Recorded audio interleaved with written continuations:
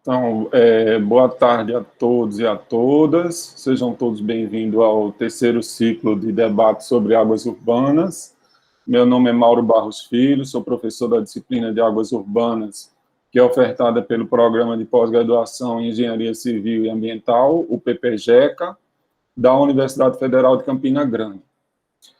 E dentro do cronograma de atividades realizada nessa disciplina, tem um momento que eu convido professores, pesquisadores, alunos, ex-alunos, para proferirem palestras sobre temas que desenvolveram ou estão desenvolvendo relacionados com o conteúdo da disciplina.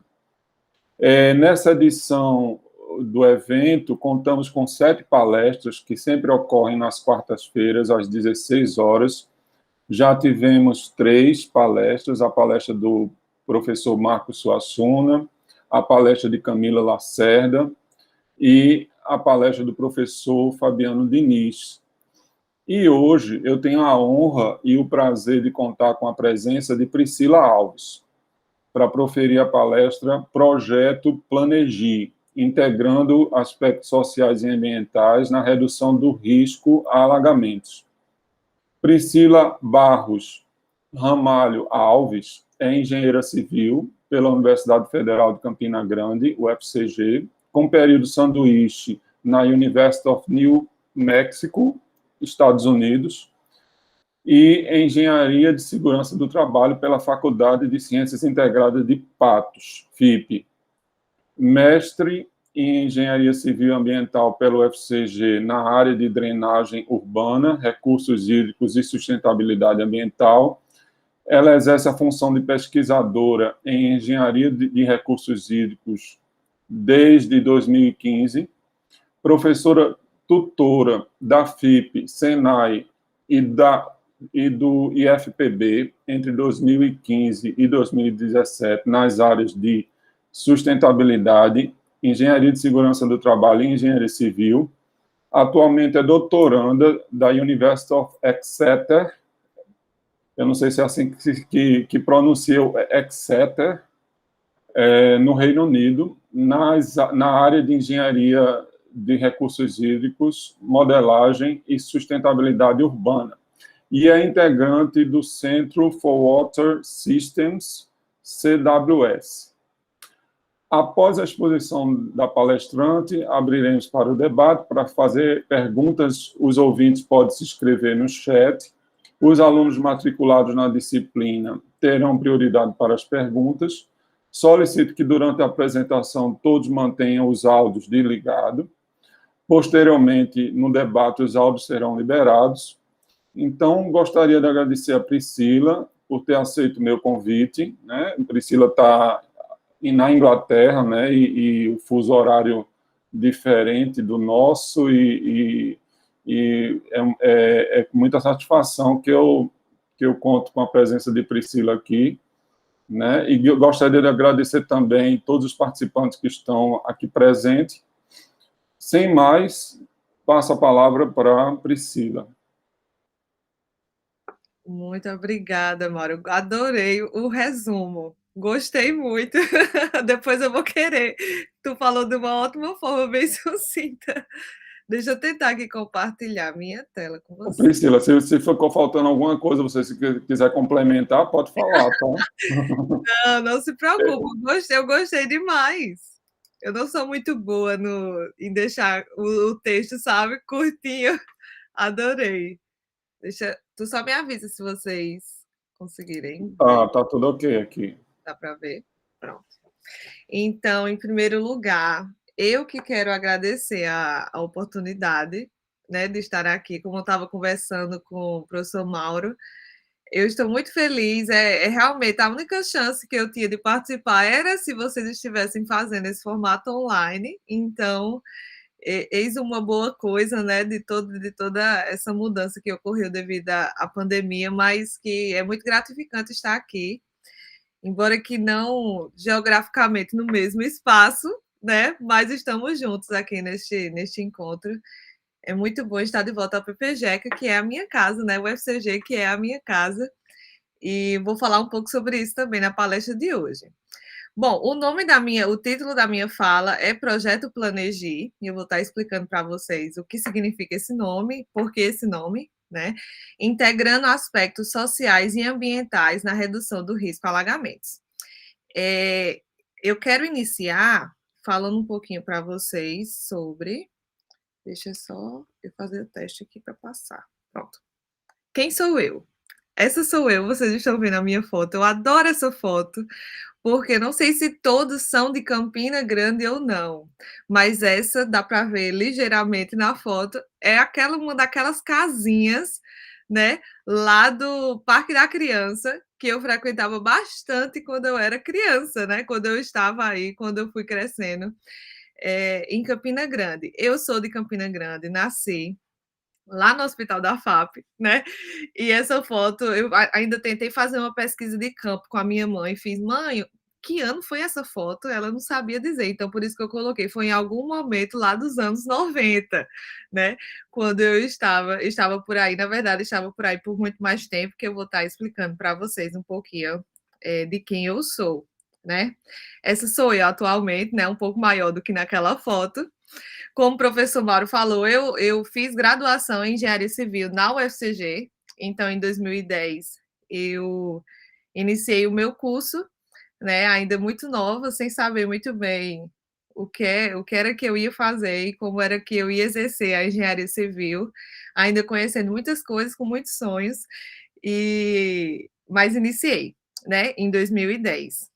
Lá em 2012, assim como o professor Mauro falou, eu tive a oportunidade de fazer um intercâmbio acadêmico. Na época, eu fui bolsista CAPES e também FIPSE, que é a agência financiadora lá dos Estados Unidos. E ali eu estava no quarto período do curso de engenharia civil e eu tive essa oportunidade de fazer esse intercâmbio na época através da professora Iana, né, que tenho certeza que vocês conhecem ela.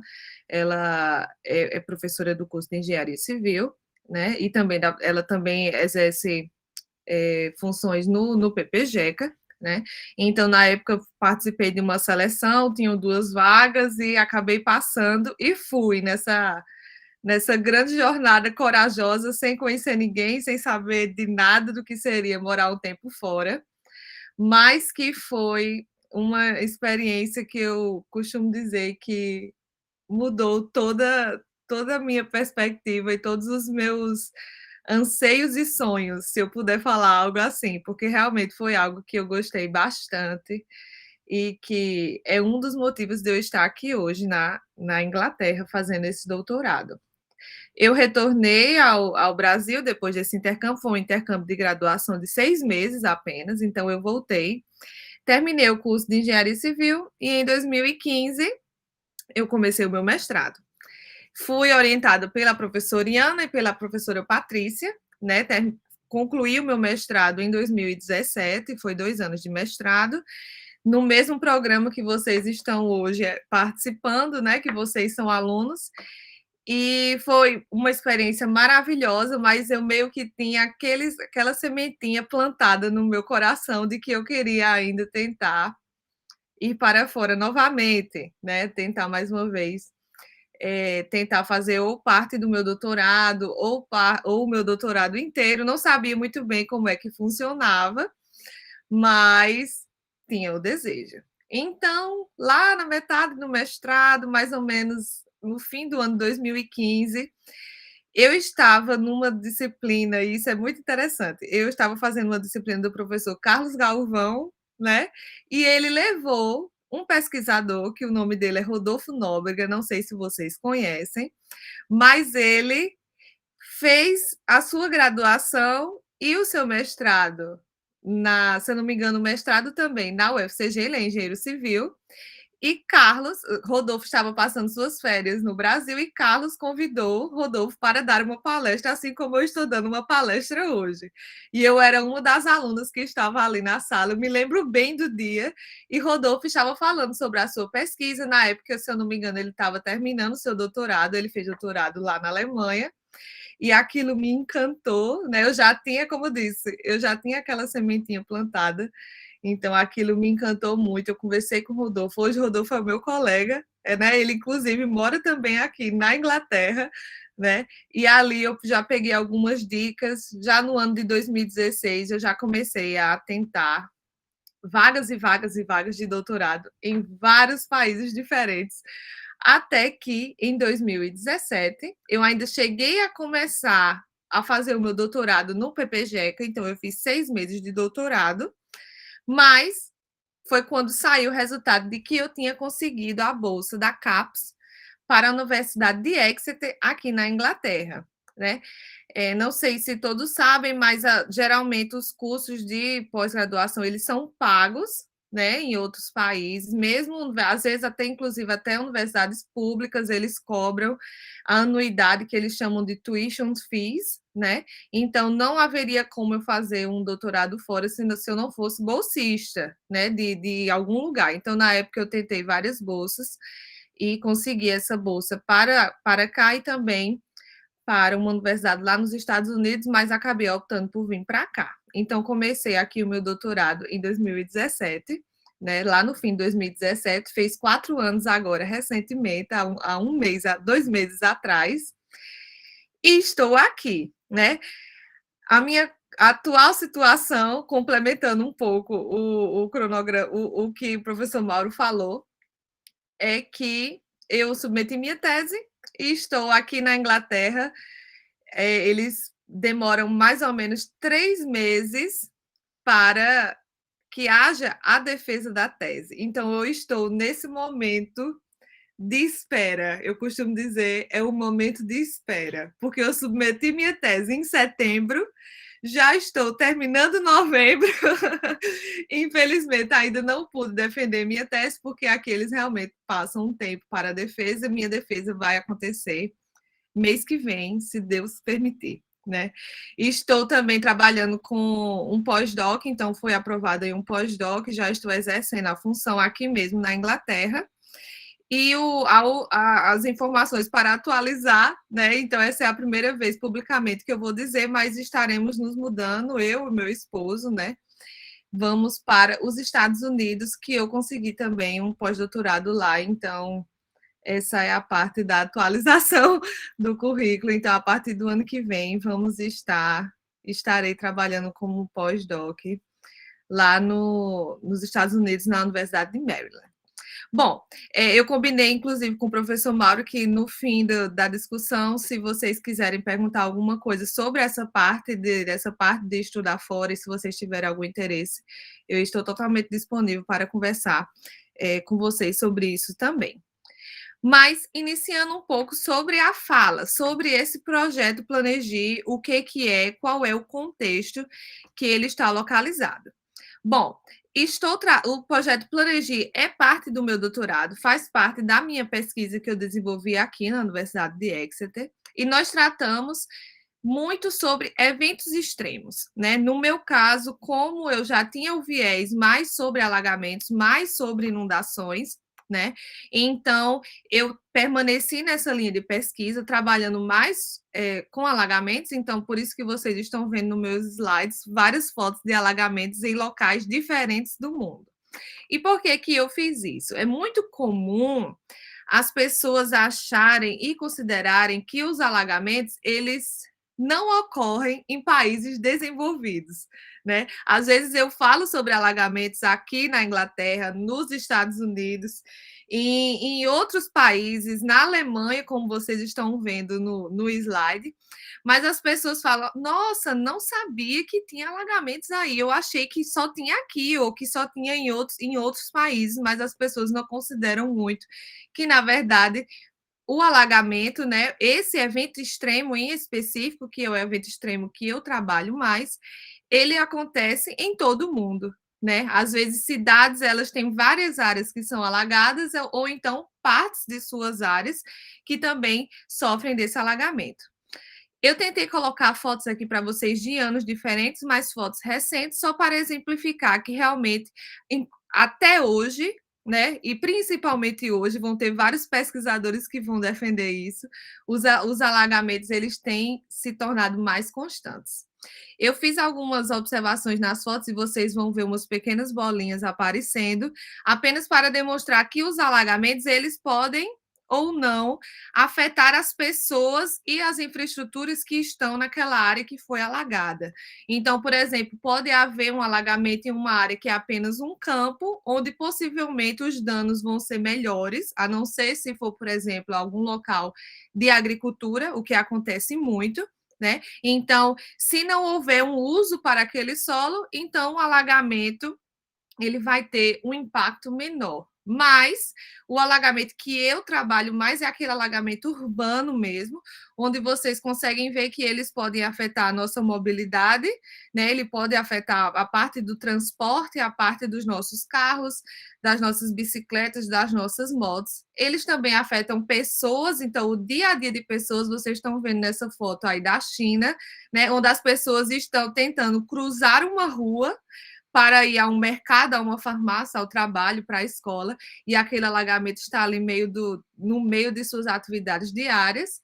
Essa foto do Brasil, eu trouxe ela para a gente ver que existe, nós sabemos, né, que existe o alagamento no nosso país, muitas vezes na nossa cidade, né, onde pode trazer danos para estabelecimentos comerciais, como a gente consegue ver na foto. Aqui na Inglaterra, nós temos muitos alagamentos, é um dos países que é internacionalmente conhecidos como um país que possui muito alagamento, né? Aqui chove bastante, não sei se vocês já ouviram falar nisso, mas por experiência própria, nesses 4 anos aqui, chove bastante, né? E também por isso e também por outros motivos, ocorrem muitos alagamentos.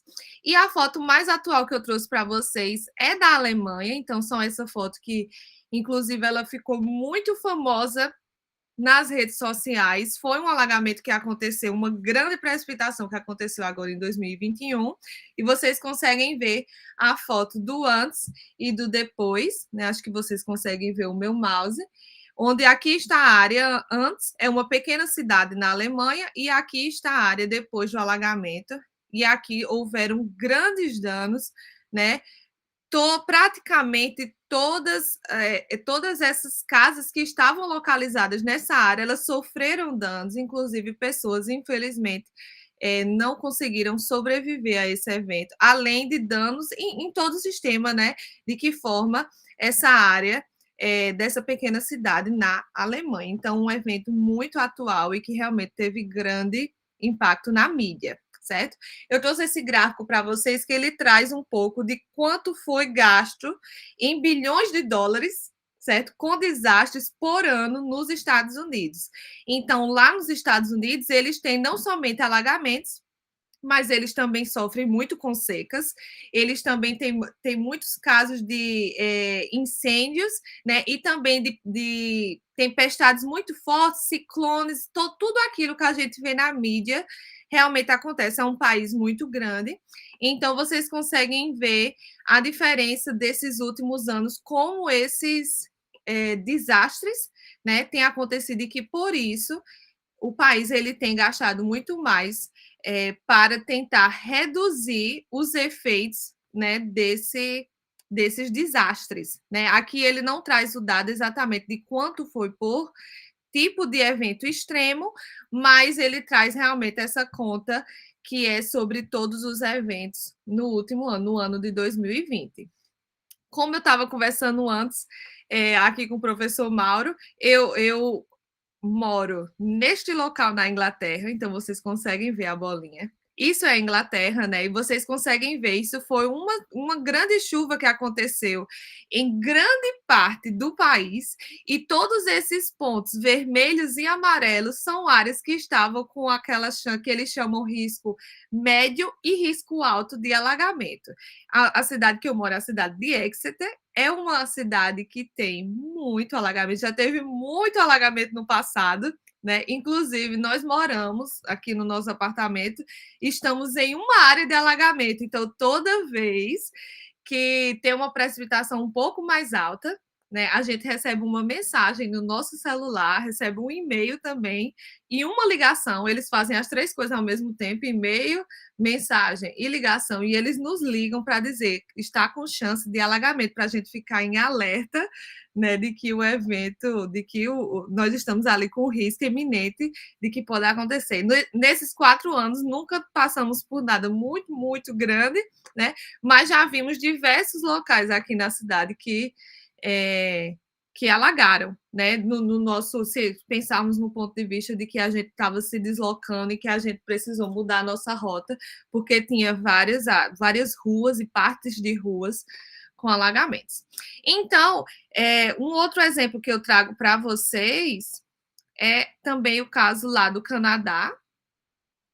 Deixa eu só aparecer para vocês, que também no ponto de vista de quanto foi gasto para redução, para minimizar esses impactos, né, e de danos que o evento extremo ele trouxe. Lá no Canadá, eles também possuem muitas tempestades, né, e também muitos alagamentos, também tem casos de furacões, como vocês conseguem ver tudo aí nessa artezinha que eu consegui na Globo News para mostrar um pouco desses eventos extremos no Canadá. Vocês conseguem ver que entre abril até maio de 2019, com alagamentos, foi gasto mais de 208 milhões de dólares canadenses com esses danos que foram causados por esse evento extremo no país. Ainda contextualizando um pouquinho para vocês, o alagamento ele não acontece só, tem várias variáveis que podem auxiliar e que acabam ajudando para que esse alagamento ele consiga acontecer. Nesse sentido, eu também falo sobre as inundações, né, que seria aquele alagamento que ele é mais realmente severo.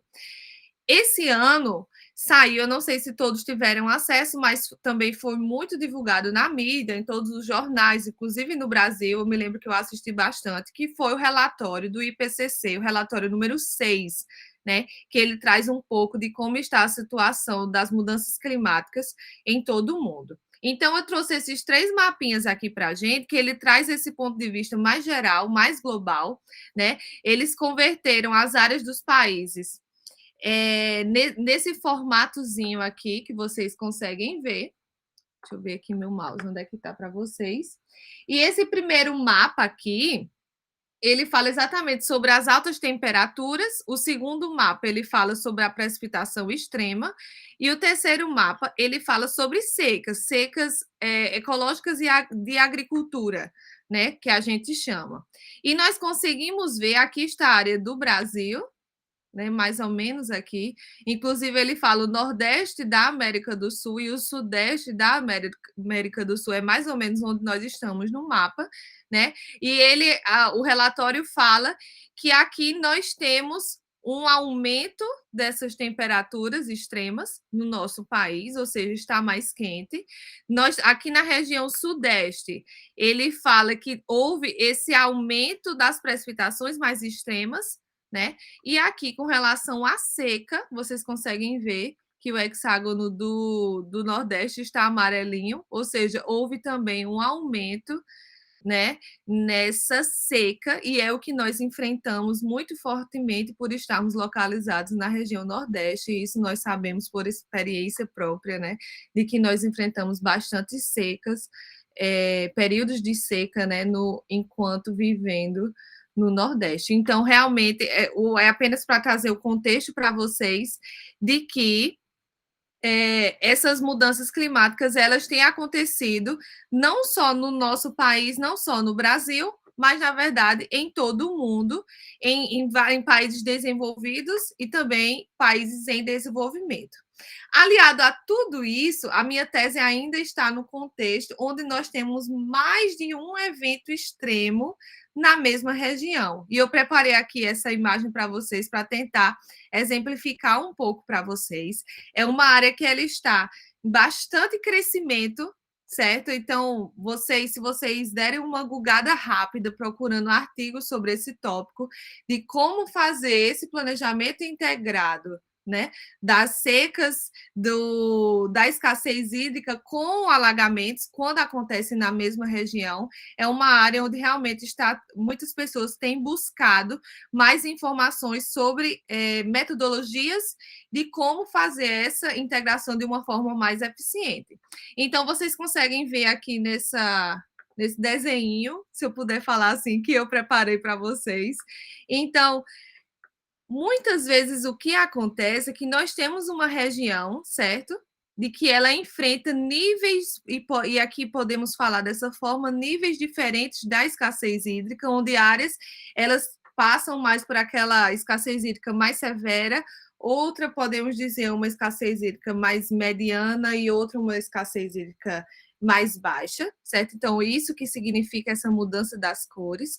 Da mesma forma, nós temos com o alagamento, né, com as inundações, onde nós podemos ter uma área onde ela tem um alagamento mais forte, ou seja, nós temos uma altura muito maior de inundação naquela região, né? Isso é fácil de visualizar quando acontece uma precipitação mais extrema nas nossas cidades, enquanto em outras áreas, e aqui vocês podem pensar em outras ruas, né, onde esse nível ele vai baixando. Mas também há áreas que passam pelos dois eventos extremos. Então, aqui é onde eu estava falando para vocês que tem esse overlap, né, dos dois eventos extremos, e aqui podem ter muitos outros, e em outros países, aqui eu trouxe o contexto da escassez hídrica e dos alagamentos por conta de Campina Grande, né, que são geralmente os eventos extremos que nós temos na nossa cidade, mas se nós pensarmos em outros países, como eu estava dando os exemplos para vocês, onde eles têm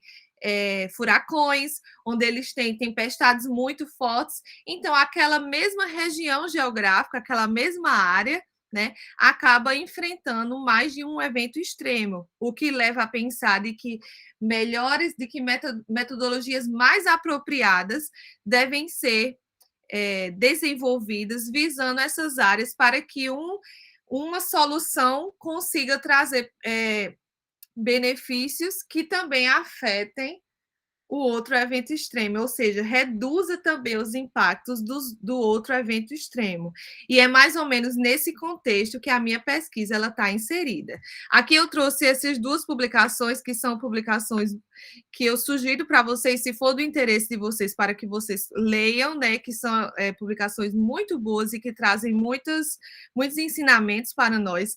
Essa segunda publicação eu trouxe específica porque o título ele está falando o seguinte: múltiplos eventos extremos, né, ou perigos, as percepções do risco durante um tempo, certo? Durante o tempo,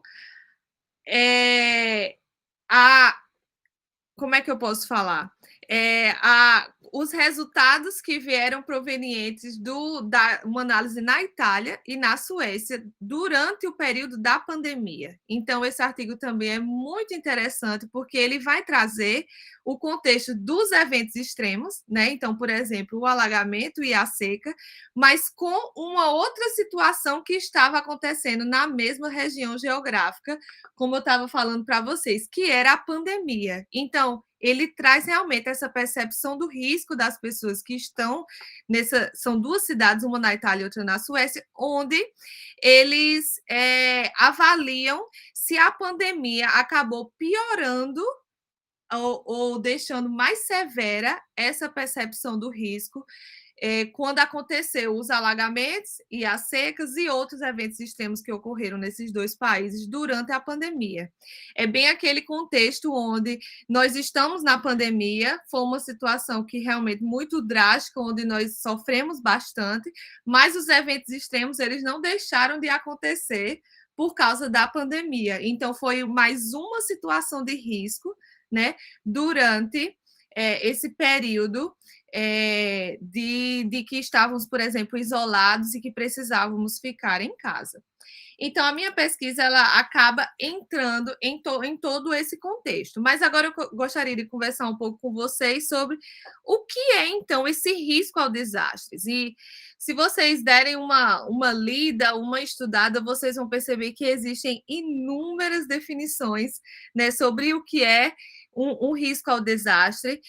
E aqui eu trago essa definição da ONU, né, que é exatamente o Office para a Redução de Risco a Desastres, que eles falam o seguinte, que o risco são desculpa, o risco é o resultado das decisões que nós tomamos, certo? Por que que ele traz isso?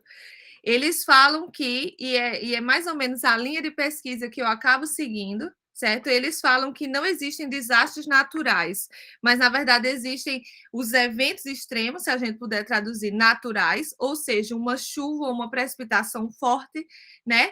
Que eles vão acontecer numa área geográfica onde vão ter pessoas expostas, ou seja, vai ter a exposição e aquele mesmo local ele também terá uma vulnerabilidade, né?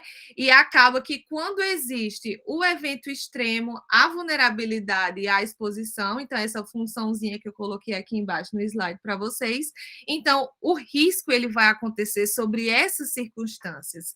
Então, se eu tenho uma área que ela é mais vulnerável, que ela vai ter mais pessoas e infraestruturas expostas ao risco, então eu vou ter maiores impactos desse desastre, né?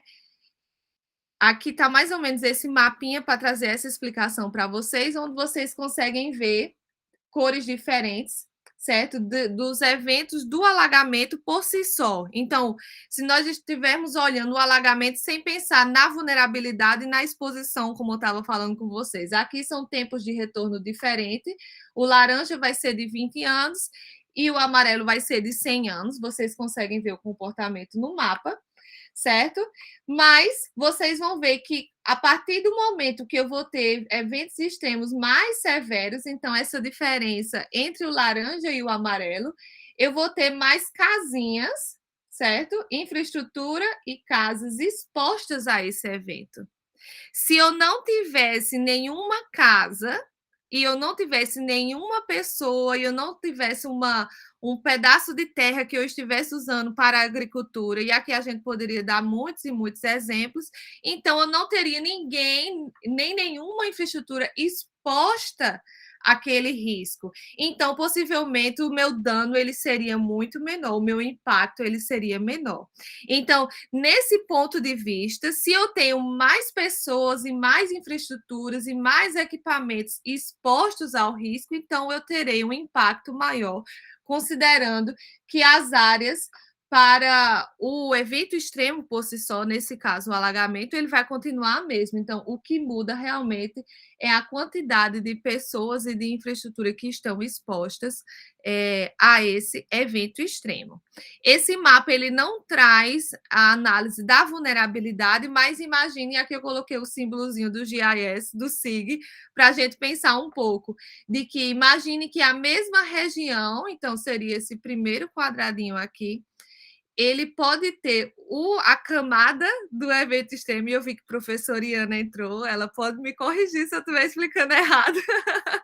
Então, você vai ter aqui o evento extremo, mas essa mesma região geográfica, ela pode ter aqui uma exposição, né, como eu estava explicando, de pessoas, infraestruturas, ou de equipamentos, ou de várias coisas, certo? E também vai ter um nível de vulnerabilidade. E também vai ter um nível de vulnerabilidade, que quando estiverem todos juntos, então nós vamos ter um risco, um impacto daquele desastre que vai acontecer nessa região. Então, mais ou menos nesse sentido, a gente consegue ver que a vulnerabilidade e também a exposição, eles têm grande importância na redução do risco aos desastres. Então, aqui eu trouxe só essa imagenzinha para vocês, é de um estudo também que eu gosto bastante, eu usei bastante no meu doutorado, né, de Berkman, e aqui está o nomezinho para vocês, é um livro, certo? Que ele traz realmente como essa vulnerabilidade, ela deve ser medida, ela deve ser avaliada. E mostrando um pouco de como nós devemos, na verdade, no início a gente percebia a vulnerabilidade como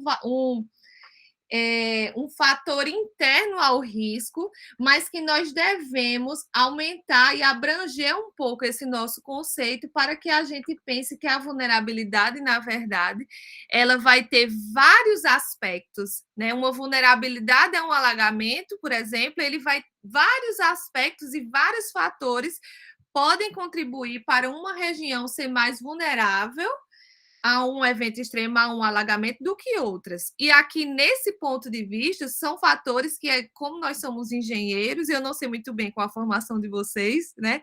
Na engenharia, a gente tende a pensar bastante nos aspectos físicos da infraestrutura, mas que a vulnerabilidade ela também é influenciada por outros fatores, né? Então, fatores sociais, fatores econômicos, fatores institucionais, era essa palavrinha que eu estava procurando na minha mente, fatores institucionais também acabam influenciando bastante para que a nossa vulnerabilidade aumente para aquele evento extremo. Aqui eu trouxe essas duas imagens para vocês, que também é para vocês darem uma olhada depois, caso vocês se interessem por esse tema. O primeiro é um TED Talk, que é maravilhoso, a Dr. Brené Brown. Ela é maravilhosa, essa fala dela, ela me inspirou várias vezes, eu já assisti várias vezes, e aí, se vocês observarem, eu roubei o tema desse slide da fala dela, então, o poder da vulnerabilidade, fica a sugestão para vocês olharem. E aqui também esse livro do doutor Ilan Kellman, né, que ele também traz essa perspectiva do desastre por uma escolha, o desastre acontecendo por uma escolha nossa de tornar os ambientes mais vulneráveis para aquele evento extremo, partindo do pressuposto de que, se nós reduzirmos a vulnerabilidade e a exposição, nós vamos diminuir esse risco ao desastre, aos eventos extremos, e aqui ele trata não só de alagamentos, mas fala também sobre os alagamentos. Bom, falando um pouquinho sobre isso, nós já estamos finalizando essa primeira parte para eu falar mais sobre o meu projeto, né? Existem diversas publicações que vão trazer realmente de como a vulnerabilidade ela tem importância para a redução do risco ao desastre.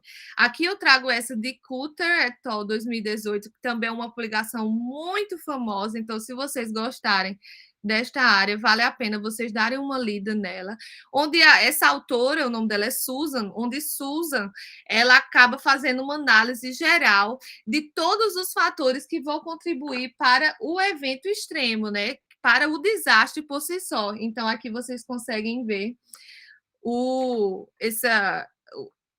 símbolozinho, esqueci agora, que mostra realmente um impacto, né? Que vai mostrar realmente esse dano maior do impacto. Então, ela fala que vão ter, né, condições antecedentes, ou seja, condições prévias daquele espaço, que é uma relação entre a vulnerabilidade e a resiliência daquele local, com os sistemas sociais, o ambiente construído e os sistemas também naturais que nós possuímos nas cidades, se nós pensarmos em cidades, isso mais o evento extremo e as respostas de adaptação que nós damos vão resultar nesse impacto do próprio desastre. O que isso significa? Que nós temos condições prévias de um local, que seria a vulnerabilidade e a exposição. Aliado a isso, nós vamos ter o evento extremo, então, por exemplo, nós vamos ter aquela precipitação mais intensa em um dia aleatório de um mês e de um ano, né? Mas nós também temos como responder a isso. Então, seria exatamente esse lado aqui da coping responses, onde nós, por exemplo, podemos colocar na nossa casa barreiras de proteção para evitar que o alagamento entre na nossa casa. Nós podemos construir essa barreira, nós podemos alterar as alturas de todas as instalações elétricas da nossa casa para que a gente não tenha um curto-circuito. E no projeto Planejir nós vimos isso claramente. Então, as nossas ações elas podem também trazer uma diferença para que o impacto do evento extremo ele seja melhor. Mas, no entanto, existem muitas metodologias simplificadas para essa redução do risco a alagamentos e que acabam trazendo incertezas nas definições de áreas que passam por esse evento extremo e também um baixo entendimento de como as comunidades sobre o risco, que estão ali vivendo o risco ao desastre, enfrentam e percebem esse evento extremo. Então, uma grande parte da literatura falam que se nem toda solução vai funcionar em todo local, exatamente por conta dessas condições pré-existentes no local e também da forma que as pessoas respondem ao evento extremo, o que pode resultar em orientações enganosas e ineficazes para redução ao risco local. Ainda nesse sentido, existem muitas metodologias que acabam trazendo essa redução do risco ao desastre. Uma delas, que é muito importante, é a Sendai Framework, que é muito famosa. Muitos países assinaram, né, de que iriam se comprometer com a redução do risco ao desastre entre os anos de 2015 e 2030.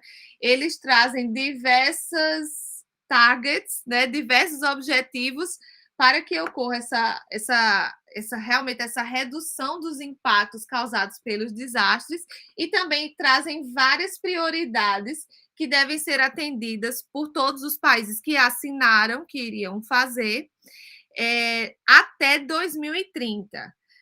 No entanto, existe também uma grande parte da literatura que questiona como tamanhos objetivos eles podem ser alcançados em tão pouco tempo, né? Então, por exemplo, eu trouxe essa figura para vocês que falam cada uma das prioridades que tem na Sendai Framework, que é o entendimento do risco ao desastre, o fortalecimento da governança que está englobando todo esse risco ao desastre, investir para a redução do risco e também melhorar esse preparo, né, como eu falei para vocês, da própria população, mas que todas essas prioridades elas estão relacionadas com muitas outras coisas. Então, esse gráfico é exatamente para mostrar de que não é tão simples conseguir alcançar todos os objetivos que estão propostos, porque eles são atividades, são decisões interdisciplinares e multidisciplinares que acabam envolvendo muitas áreas na gestão, não só engenheiros, por exemplo, mas diversas áreas, então, engenharia, arquitetura, sociologia, antropologia, ciências sociais, mudanças climáticas, então, diversas áreas estão ali interligadas e que devem trabalhar juntas e colaborar para que nós encontremos uma melhor forma dessa redução ao risco ao desastre. Mais ou menos nesse contexto que a minha pesquisa está. Então, a minha pesquisa ela trouxe várias perguntas, né? Várias perguntas de como podemos melhorar essa redução do risco ao desastre, considerando todas essas variáveis, né? Utilizando o caso de Campina Grande, certo? Então, embora que eu esteja aqui na Inglaterra, eu estudei o caso de Campina Grande mais uma vez e nós acabamos formulando uma abordagem integrada que combina os aspectos sociais e ambientais da área que está sendo estudada. Então, por isso que lá no título da minha palestra eu tinha combinando os aspectos ambientais e sociais para a redução do risco ao alagamento. Como a minha trajetória acadêmica ela trabalha mais com alagamento, então eu permaneci nessa área, tocando um pouco no nosso problema com a escassez hídrica, já que Campina Grande ela também enfrenta os dois eventos extremos. E na nossa formulação, nós meio que fizemos esse esquema que demonstra exatamente todos esses conceitos que eu estava explicando para vocês. Então, nós temos o evento extremo, né, que nesse caso não necessariamente ele é só o alagamento, então essa metodologia ela pode ser aplicada em outros locais, certo? Com outros desastres, com outros riscos. Então, nós temos o evento extremo que irá acontecer, né, exatamente numa área que vai ter algum nível de vulnerabilidade, e como nós conversamos, essa vulnerabilidade ela é multidimensional, então ela não está apenas ligada à parte estrutural e física, mas também ela tem os aspectos sociais e institucionais. está ligada também à percepção de risco e à capacidade de enfrentamento que as pessoas têm, que nós também conversamos um pouco previamente sobre isso. Então, a forma de que as pessoas elas vão agir vai estar mudando, elas podem aumentar ou podem diminuir a própria vulnerabilidade. E quando existem pessoas, infraestruturas ou equipamentos localizados, ou seja, expostas nessa área, danos podem ser criados, então danos diretos e indiretos eles podem ser criados, impactos, quando existem as três considerações juntas. Tudo isso está dentro do planejamento urbano e da governança, que são todas as legislações que estão realmente governando as cidades. Então, da minha tese, nós estamos trabalhando sobre esse ponto de vista de que a proposta de soluções para a redução do risco elas também podem ser feitas visando não só o evento extremo por si só, certo? Ou seja, não só a redução do alagamento, da altura, da profundidade daquele alagamento, mas também reduzindo a vulnerabilidade e a exposição das pessoas. A metodologia que nós formulamos, elas têm duas fases principais, que é exatamente essa needs e esse action. E aqui eu peço desculpas, gente, mas as coisas estão em inglês, porque realmente todo o meu material ele é em inglês, eu não tinha como fazer a tradução de tudo. Mas aqui está a metodologia da minha tese, né? Então, nós formulamos algumas fases onde nós definimos o contexto, então são as necessidades do local, então as três primeiras fases elas estão nesse contexto onde nós tentamos entender mais sobre a nossa área de estudo, então analisamos todos os fatores físicos, territoriais, climáticos, a governança, os aspectos sociais, entendemos mais sobre os desafios que a população passa nessa área de estudo, certo? Então, de acordo com a característica, com aquelas características, como eu falei para vocês, antecedentes, características pré-estabelecidas, pré-existentes. Então, como é que está o comportamento das pessoas, como é que eles percebem, como é que eles enfrentam aquele risco, quais são as vulnerabilidades sociais e institucionais. E também chegamos a fazer o mapeamento, né, através do software ArcGIS, de como está a vulnerabilidade ao alagamento dentro dessa área. Então, nesse mapa, por exemplo, ele não demonstra aquelas áreas do modelo que um modelo hidrológico ele pode dizer, mas ele avalia a infraestrutura da cidade para dizer onde é mais possível que ocorra o alagamento caso ocorra uma chuva maior. E a segunda parte que nós estamos chamando de action, então o nome da metodologia é Needs for Action, né?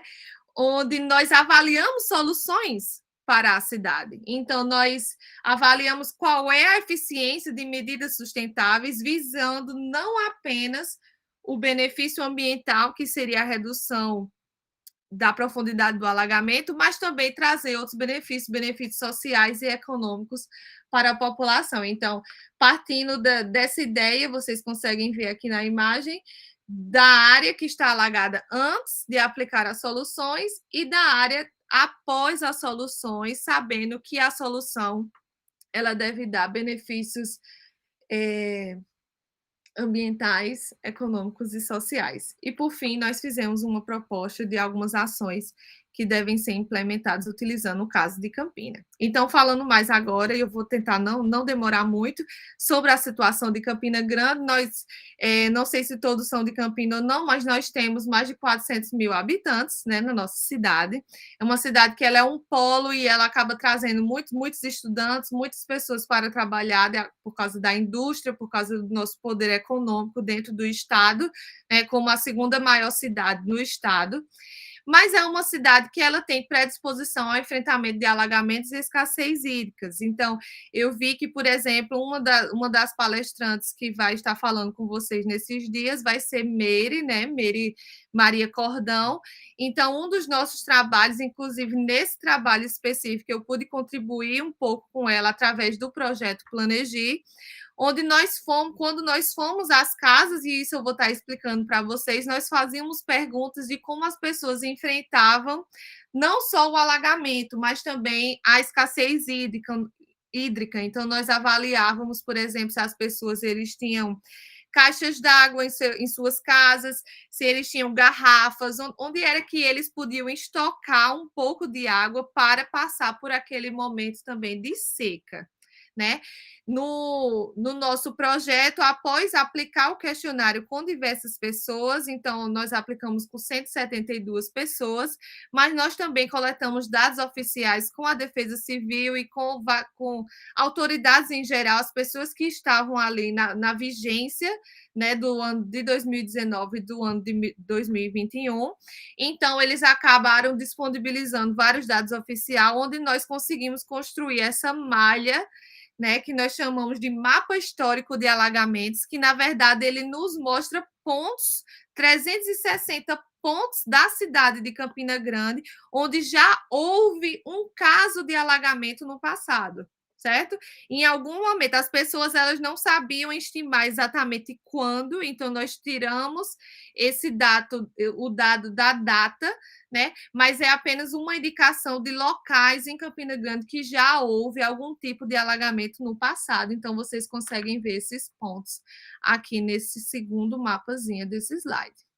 O projeto Planegir, ele visa exatamente trabalhar com as pessoas que enfrentam o risco. Nós entendemos de que é importante conversarmos com essas pessoas, é importante nós ouvirmos o que elas têm a compartilhar para que a gente entenda melhor como foi esse evento extremo. Então, vocês conseguem ver aqui nas fotos, né?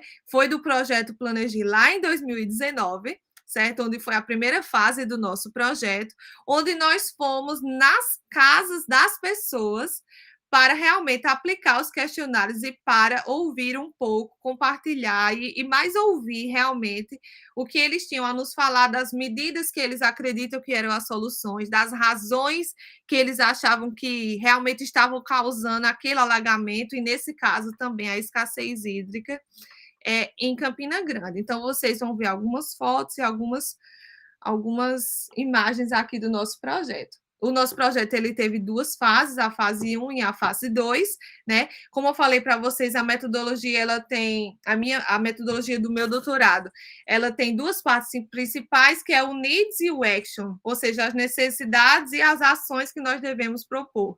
Então, cada fase do projeto Planegir, ela visava exatamente esse objetivo. Então, na fase 1, nós desejávamos entender mais o contexto da cidade, então, as necessidades. Na fase 2, nós já estávamos mais interessados em ver ações que nós podíamos fazer para melhorar um pouco, para reduzir esse risco aos alagamentos em Campina. No fim de tudo, nós tivemos a participação de 255 pessoas, o que eu achei muito bom, visto que eu não estava em Campina Grande, então deu bastante trabalho e a gente vai conversar um pouquinho sobre isso, de fazer tudo isso à distância, né? Algumas pessoas que estão aqui na sala me ajudaram e eu sou eternamente grata por isso. Nós tivemos um grande apoio da UFCG, do PPGECA, do Laboratório de Hidráulica 2, e eu sou muito grata por toda a ajuda que nós tivemos, né? Para fazer o Planegir, eu fui a Campina Grande 2 vezes e isso eu consegui graças a um financiamento interno aqui da universidade, que é o Marie Curie, e que também faz parte do desenvolvimento dessa pesquisa, então a CAPES e o Marie Curie. Infelizmente, devido à pandemia, o nosso número ele não é maior, porque no momento que eu consegui ir ao Brasil, depois de vários voos cancelados por causa da pandemia, eu não poderia visitar as pessoas em suas casas novamente, assim como nós fizemos na primeira fase do Planegir, porque, embora que eu estivesse no Brasil e que no Brasil, teoricamente, eu pudesse, aqui as regras estavam muito apertadas, e como a minha pesquisa ela é desenvolvida na Inglaterra, então todas as minhas ações no Brasil tinham que seguir as regras da Inglaterra. Então, isso na época foi uma loucura tentar. Eu meio que estava seguindo as regras dos dois países ao mesmo tempo. Então, infelizmente, nós não conseguimos incluir a participação pública nessa segunda fase. Mas ainda assim, nós conseguimos 255 pessoas. Bom, nós fizemos algumas estratégias de engajamento com esses grupos distintos, então, residentes, os especialistas e as autoridades, como, por exemplo, reuniões informais. Então, eu ia bastante nos locais, me apresentar, falar um pouco sobre o projeto e pedir um pouco da contribuição das pessoas. Utilizamos as redes sociais, então, fizemos o Instagram das pessoas participavam muito, cidadãos em geral participavam muito, nos mandavam dicas de locais que alagavam em Campina Grande. Então, nós utilizamos toda essa malha de pontos para ir naquelas primeiras casas aplicar o questionário. Fizemos convites formais e informais para que as pessoas comparecessem ao nosso workshop, que eu vou mostrar para vocês. Aplicamos os questionários com todos os grupos, então, os residentes, as autoridades e os especialistas. O workshop nós fizemos com os especialistas e com as autoridades e apenas representantes dos cidadãos, né? Então, algumas pessoas foram representando as pessoas, né? O residente que está em comunidade de risco.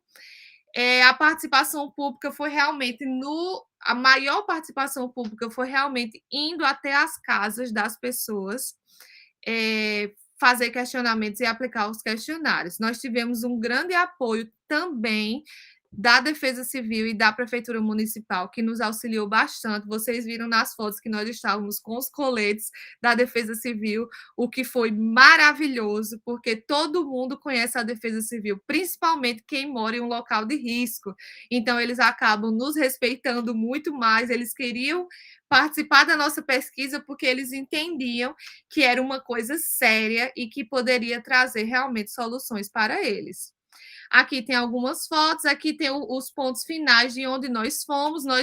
Como eu falei para vocês, nós mapeamos 172 pontos iniciais, que foi a participação pública, onde as pessoas confirmaram que tinham os casos de alagamentos. E nós também trabalhamos com 4 casos específicos, que eu vou mostrar algumas fotos para vocês posteriormente, onde nós meio que trabalhamos esse contexto das vulnerabilidades e da exposição de cada uma dessas áreas, principalmente no workshop com os especialistas e as autoridades. Aqui nós temos algumas fotos que vocês conseguem ver um pouco das vulnerabilidades que nós temos em Campina Grande, como, por exemplo, diversos canais, né, onde eles têm lixo, como vocês conseguem ver nas fotos. Muitas vezes eles estão no meio da cidade, então existem residências muito próximas. Nessa segunda foto vocês conseguem ver aqui. Isso é lá na Liberdade, certo? Vocês conseguem ver aqui as casas coladas com o canal, né? O canal com muita sujeira, com muita vegetação. Então, a população lá dizia bastante, sempre que chove, e eles falavam assim: moça, chamava de moça, né? Moça, quando tem uma chuva um pouquinho mais forte, eu já sei que vai alagar. Eu já preciso correr para casa, porque eu sei que vai alagar a minha casa. E eles explicavam, isso era uma coisa que eu via muito e que realmente ficou marcada no projeto Planejir. Todos esses dados desses pontos e também os outros pontos que eu comentei com você, nós utilizamos para fazer a validação dos nossos mapeamentos. Então, aqui, por exemplo, nós temos a primeira foto lá da Almeida Barreto, vocês conseguem ver uma mulher com uma criança no colo, né? E vocês conseguem ver que lá eles preferiram construir, né? Aqui fica logo ali em frente a Seis Reis, né? Acho que praticamente todo mundo sabe onde é. Lá eles preferiram construir a barreira, então eles convivem com essa barreira. Vocês conseguem ver que ela é de alvenaria, né? Então ela todo dia, com chuva ou sem chuva, ela precisa passar por cima da barreira para entrar em casa. Então, meio que mudou o dia a dia dela. Nessas outras fotos, tanto no Distrito Industrial como em Bodocongo, vocês conseguem ver um pouco. Nós perguntávamos qual foi a altura máxima que o alagamento chegou, e eles mostravam na foto ali. Já chegou até aqui. Eu lembro uma vez que chegou aqui, e eles davam mais características. Como nós estávamos também trabalhando com a escassez hídrica, eu coloquei essa foto para que vocês vejam mais ou menos o contexto, onde várias casas eles tinham o reservatório de água, que muitas vezes estavam inapropriados, como é o caso desse. Vocês estão vendo que está muito sujo, não tem tampa, não tem proteção nenhuma, então pode acabar acarretando doenças, que isso, se vocês pararem para pensar, já vai criar mais vulnerabilidades das pessoas para enfrentar aquele risco. Aqui nós temos esse morador lá do Distrito Industrial, é uma foto também que eu gosto bastante, vocês conseguem ver um pouco da realidade das casas ali daquele local, e ele também demonstra a altura que já chegou esse alagamento. E aqui eu coloquei 2 vídeos para vocês, são vídeos curtos, não sei se dá para ver direito por causa da internet, também lá no Distrito Industrial, na rua Laurindo Pereira, que vocês conseguem ver o canal, no mesmo local da foto anterior, e o rapaz marcando a altura que já chegou ali a água, né? O segundo vídeo, ele é lá na Conceição, na rua Severino Verônica, né? E vocês conseguem ver os baldes ali, que realmente eles falaram que estocam a água, né? Para quando está na escassez hídrica, mas vocês conseguem ver o canal também praticamente colado com as casas, uma situação muito triste. As casas, elas têm baixas condições, e vocês conseguem ver, foi uma das áreas que nos tocou mais quando nós estávamos aplicando esses questionários. É uma área de risco, ela é monitorada para ser uma área de risco pela CPRM, e vocês conseguem ver que tem crianças, tem velhinhos, então foi uma área que realmente nos tocou bastante, né? Aqui nós temos algumas fotos do nosso workshop em 2019, então nós tivemos 27 participantes, aqui está a nossa foto da nossa equipe. Eu já vou falar um pouquinho sobre a equipe. Não sei se tem algum aluno meu que estava na minha equipe aqui, mas eu fiz uma seleção com 10 alunos. Na época, a professora Iana me ajudou bastante nisso, né? A gente divulgava que eu estava com vagas abertas para pessoas me ajudarem, porque eu só tinha 40 dias no Brasil, foi o tempo que eu consegui liberação daqui para ficar no Brasil, e eu precisava que esses questionários eles fossem aplicados no maior número de pessoas, e eu entendi que eu não conseguiria fazer sozinho. Então, nós fizemos uma seleção de 10 pessoas para realmente estarem ajudando, e eu já vou falar mais sobre isso. A fase 2, como eu falei para vocês, foi uma fase um pouco diferente por conta de toda a restrição da pandemia, né? Então, eu precisei me adaptar à pandemia, porque eu não conseguiria ter o mesmo contato que eu tive previamente com os moradores e também com as autoridades especialistas. Então, nós montamos uma estratégia diferente, onde eu fui para o Brasil, fiz algumas reuniões em pessoa, principalmente na prefeitura. Então, eu acabei auxiliando bastante na revisão do plano diretor que está sendo feito. Eles me receberam e nós discutíamos em várias oportunidades sobre o alagamento e como melhorar a situação do alagamento, porque eles planejaram incluir essa parte também na revisão do plano diretor. Então, fiz bastantes reuniões informais, utilizei redes sociais, apliquei os questionários com eles lá em pessoa, mas logo que eu cheguei aqui de volta à Inglaterra, depois do tempo que eu fui liberada, eu também apliquei com outros especialistas um questionário online, onde eles podiam também colaborar. Nessa fase do Planegir, nós estávamos trabalhando mais com as ações, né? Então, as perguntas eles eram mais visando a escolha de ações, a escolha de medidas sustentáveis, os locais que essas medidas sustentáveis deviam ser implementadas na cidade. Aqui nós temos algumas fotos, agora todo mundo já de máscara, né?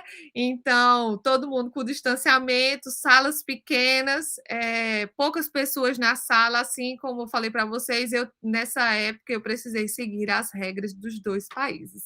Então, foi realmente cheio de coisa, mas de qualquer forma, a prefeitura, no geral, me recebeu muito bem, e nós conseguimos ter várias oportunidades para discussão de como a metodologia ela podia ser implementada em Campina Grande. Alguns dos desafios que nós tivemos na fase 1 e 2 do Planegir foi realmente a questão da equipe. Então, vocês conseguem ver essa foto de cima, que tem a minha foto com a minha equipe, né? alunos maravilhosos. Professora Iana também está na foto, ela me ajudou bastante, né? Bastante nessa fase. Então, eram alunos que eles estavam na graduação, da metade para o fim da graduação. Alguns hoje em dia já são engenheiros, né? E também tinha Dati, que é engenheira formada na UFCG, também terminou seu mestrado na UFCG, então ela também estava atuando comigo nessa. Fazendo esse gerenciamento dos alunos e também me ajudou bastante.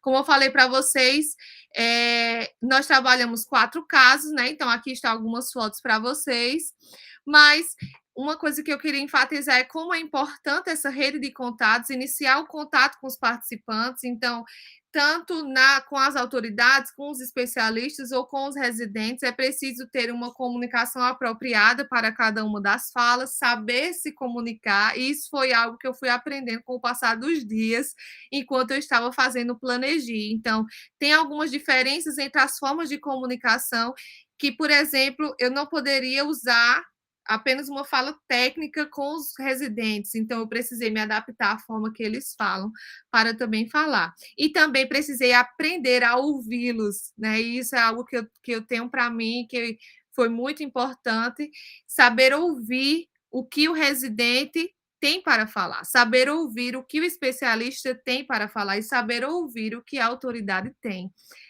para falar, que são geralmente coisas distintas. Cada pessoa, cada tipo de grupo, ele acaba falando mais sobre a sua realidade. Então, tudo isso acaba entrando também dentro do gerenciamento ao evento extremo.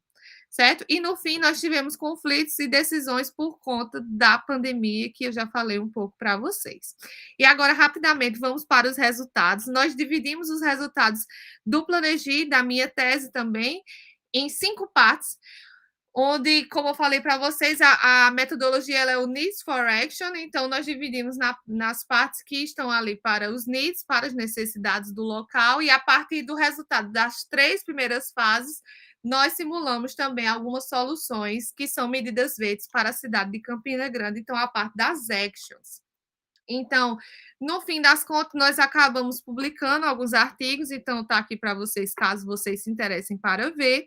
Nós temos atualmente 3 artigos publicados.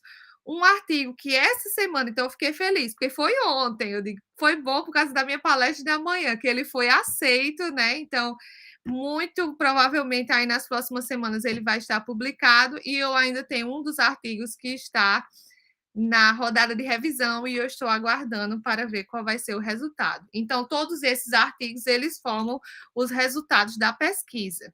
Né? Falando rapidamente sobre as necessidades do local, ou seja, essa fase da needs, né? Nós analisamos a percepção do risco e a capacidade adaptativa dos residentes que nós entrevistamos, que foram 172 residentes, como vocês sabem, do ponto de vista do alagamento e da escassez hídrica. Então, nesse trabalho, eu trabalhei muito juntamente com Meire, né, que também estava desenvolvendo a sua tese de doutorado. Nós fizemos uma análise de acordo com o contexto socioespacial. O que significa isso? Significa exatamente aquela análise que nós fizemos, onde uma pessoa que está localizada numa região, numa determinada região na cidade, ela pode estar enfrentando só o alagamento, ou só a seca, ou o alagamento e a seca.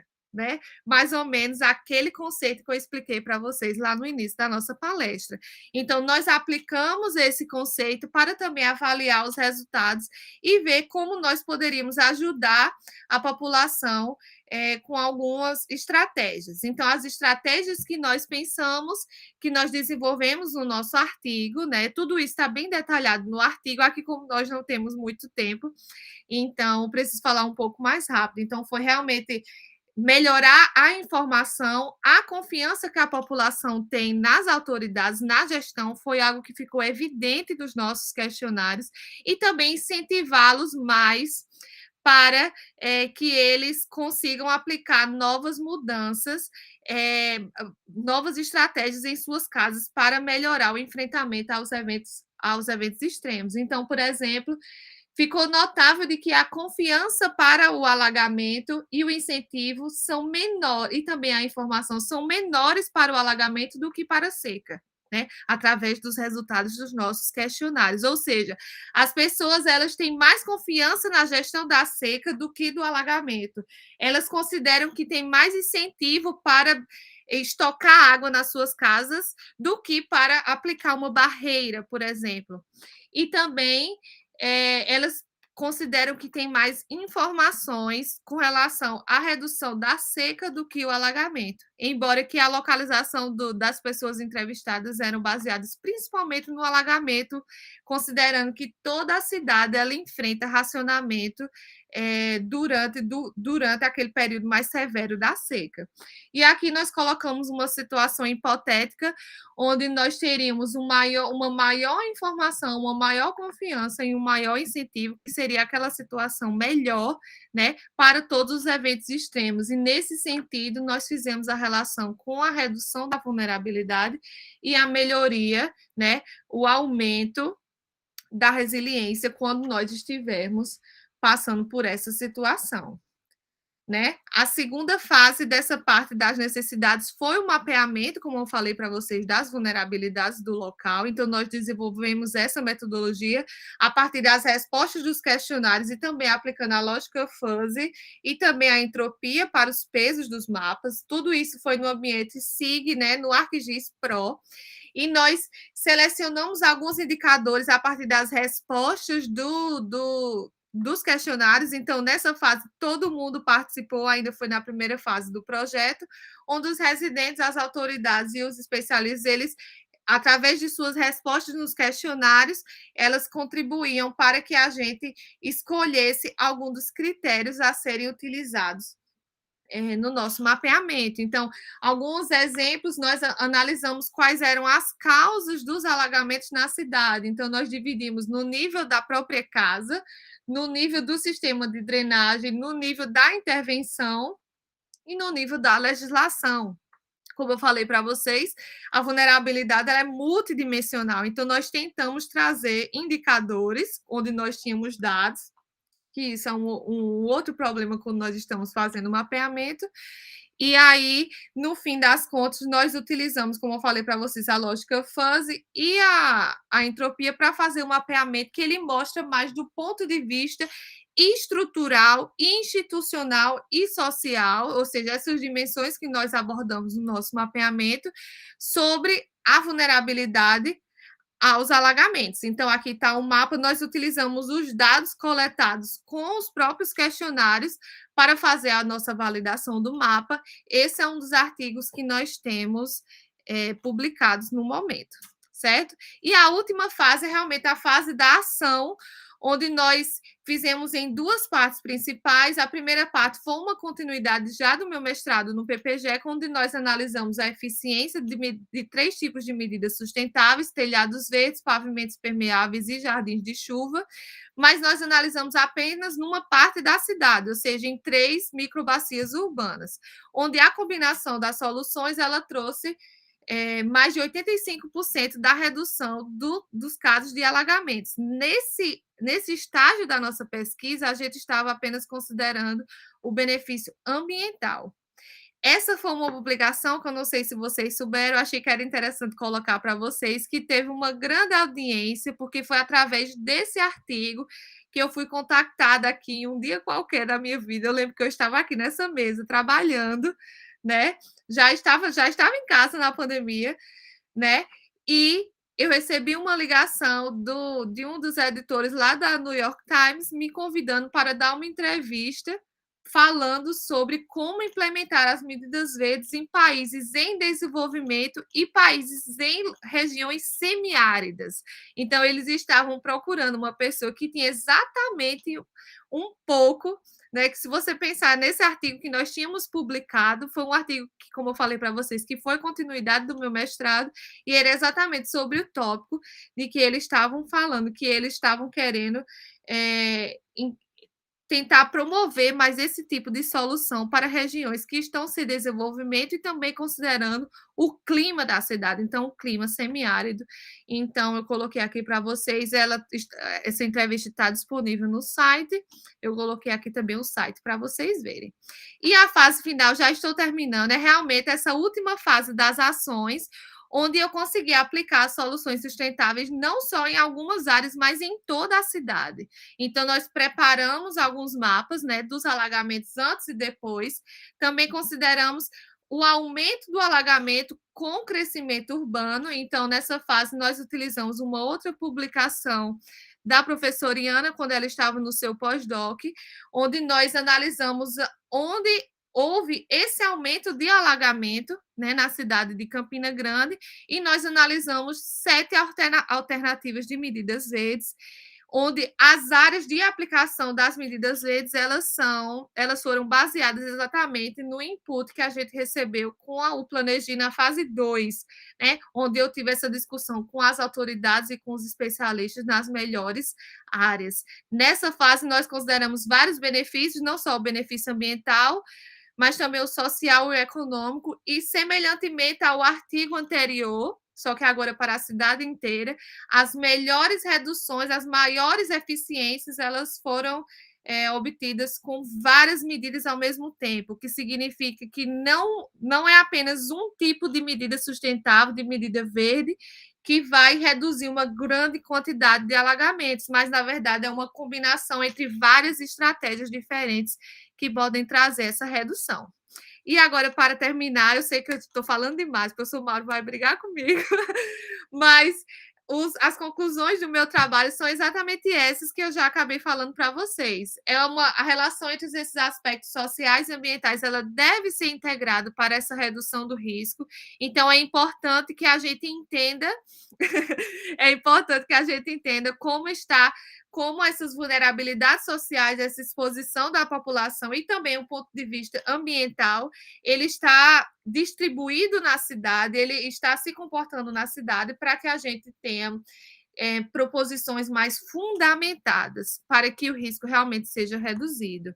O risco, ele vai se distribuir de uma forma diferente na própria cidade. Então, é por isso que nós temos áreas que vão sempre alagar e áreas que nunca alagaram, mas que podem alagar. No entanto, tem algumas áreas que a gente conhece. Se a gente pensar, por exemplo, aqui, por exemplo, lá no Alto Branco, nessa área do Alto Branco, eu não vou ter nenhum caso, porque é uma área realmente onde tem uma elevação maior. Mas é importante que as soluções que nós estivermos propondo, elas sejam sugeridas em contexto com as necessidades do local. Então, é importante que a gente analise todos esses aspectos localmente, né, para que essa nossa proposta ela seja mais efetiva. Os múltiplos aspectos que formam as vulnerabilidades, eles devem ser entendidos e considerados para a redução do risco, que é com relação a toda a fase do NEEDS da nossa metodologia. Sobre o Planegi, uma coisa que ficou muito clara para a gente é os residentes, especialmente os que convivem com o risco diariamente, eles querem participar do processo da redução de risco. Eles sabem, e eu enfatizei isso aqui no meu slide, eles sabem e compartilham fatos que nós não sabemos. Eles convivem no dia a dia, né? Eles veem coisas, eles viveram coisas que nós não vivemos. Eles veem coisas que a gente não viu. Então, a minha conclusão principal é que realmente foi muito rico ouvi-los e entender mais como eles estão passando por aquele evento extremo. No entanto, um dos resultados que ficou claro para nós é que a experiência prévia que eles tiveram com o risco não é suficiente para eles se protegerem mais. Então, por isso que nós sugerimos, o que eu mostrei para vocês, alguns fatores que poderiam melhorar essa capacidade de enfrentamento deles. Então, a informação, o incentivo e também a confiança em quem está na gestão, porque eles conseguiriam aplicar mais soluções em suas próprias casas. E para a gente terminar, com relação às medidas verdes, nem todas as soluções verdes são efetivas em todos os lugares. É muito comum você ver nas notícias, você vê em alguns lugares, coloque o telhado verde, com certeza vai funcionar, vamos aplicar pavimento permeável em todo lugar, que eu tenho certeza que vai mudar o resultado, o alagamento, vamos dizer. né? Mas nem todas são eficientes em todos os lugares, por isso que nós devemos entender o contexto de cada local, né? E realmente avaliar e simular essas soluções. E por fim, essas soluções elas devem ser planejadas, não ditas de forma geral, né? Para que gerem não apenas o benefício ambiental, mas também os benefícios sociais e econômicos. Aqui vocês conseguem ver algumas fotos do nosso projeto, né? Algumas das situações das casas, locais pobres. Então, nós devemos pensar como é que essas pessoas elas conseguem se proteger mais e também implementar algumas dessas medidas. E é isso, eu quero agradecer, né, mais uma vez a oportunidade pela fala, por poder compartilhar um pouquinho sobre a minha pesquisa. E agradecer a todos que nos ajudaram e que já estou vendo as mãozinhas e que participaram do nosso projeto. Estou aqui disponível para as perguntas, tanto com relação ao meu projeto e também sobre estudar no exterior, caso vocês queiram. E é isso, obrigada. Obrigada, Mauro, e desculpa, já estou pedindo desculpa. Priscila, maravilhoso, o teu trabalho é incrível, essa tua experiência é muito rica. Bom, eu só tenho elogios aqui para fazer, né, da tua palestra, gostei muito, achei bem estruturada, as referências que você traz, né, diversos trabalhos também muito interessante para fazer essa conexão com a tua pesquisa. Outra coisa que eu queria destacar, né, esse viés participativo do teu trabalho, você ouvir as necessidades das pessoas, né? Eu acho que é isso que está faltando muito ao planejamento, né? De uma forma geral, planejamento urbano, esse teu enfoque aí de criar essa metodologia ouvindo as pessoas, porque ninguém sabe mais dos seus problemas do que os moradores, né? Aqueles que convivem, que estão ali no dia a dia, né, no cotidiano, enfrentando, sofrendo com essas necessidades. Então, eu acho isso a grande qualidade, né, de todo esse teu trabalho. Outra coisa também que me chamou muita atenção, né, esse trabalho em equipe, essa tua capacidade de agregar pessoas, de desenvolver esses workshops, perfeito. Eu achei muito legal isso. Queria também dizer que